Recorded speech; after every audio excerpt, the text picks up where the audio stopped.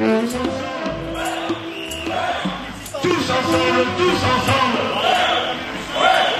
Tous ensemble, tous ensemble.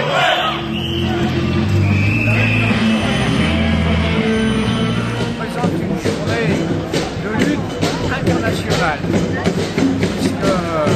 Il y a eu des initiatives dans différents grands pays, à Chicago en particulier. Ça a été un des premiers.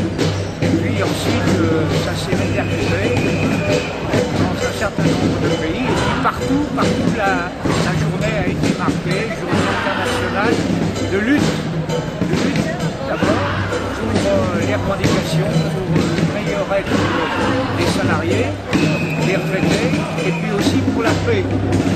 Alors voilà, c'est vraiment moi, ce que j'ai ressenti dès le début de cette journée, et par la suite je pense qu'il faut la maintenir dans tous les États, même dans une situation qui s'améliorerait.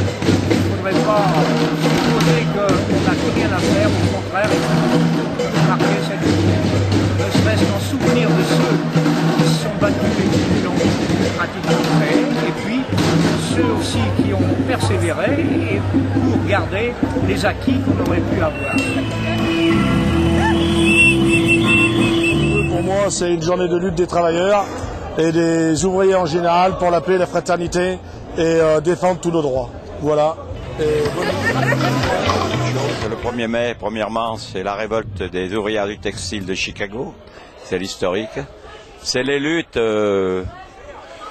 très longues pour faire accepter au pouvoir politique le 1er mai chômé. Et c'est l'histoire du monde ouvrier. Ouais, le 1er mai, ça représente une grande tradition ouvrière internationale de lutte pour la paix et pour l'émancipation des travailleurs du monde entier. Le 1er mai, vive la fête du travail. Vive la fête. Tous ensemble, tous ensemble.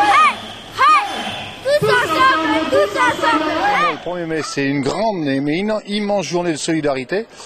Solidarité du travail, surtout de ceux qui ont du travail envers ceux qui n'en ont pas. Mais là, ça mérite vraiment des immenses rassemblements. Voilà.